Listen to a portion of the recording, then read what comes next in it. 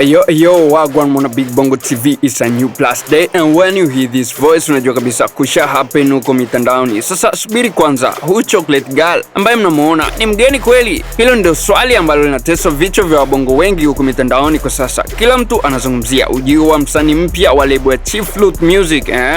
Lakini kuna siri moja kubwa ambayo wengi hamjui. Sura hiyo sio ngeni machoni kwenu, wala sauti yake sio ngeni katika masikio yenu. Kama ulihisi unamjua sehemu fulani hivi, basi hisia zako ni sahihi kabisa kwa 100%. Mrembo huyu ambaye Chief Godlove amemtambulisha kwa kishindo kama Chocolate Girl, jina lake halisi ni Agnes Sylvester Sampson, lakini kabla ya kuitwa Chocolate alikuwa akijulikana kwa jina la Crown Yo.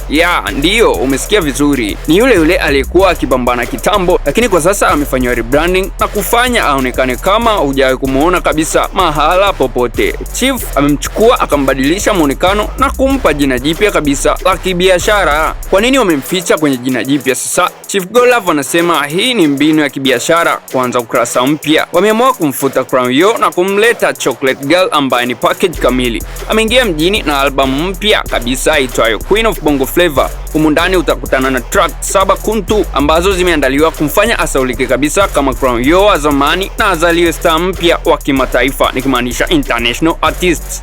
Sasa swali linabaki kwako wewe mdau wa burudani. Je, mbinu hii ya kubadili jina na kuanza upya imekaa sawa au ungependelea aendelee kutumia jina lake la zamani la Crown Yo? Sasa wewe dondosha comment yako kupitia comment section hapo down, lakini pia don't forget kusubscribe, like, share, turn on notification ili uzidi kupata update ya matukio mbalimbali yanayojiri every time. I'm out.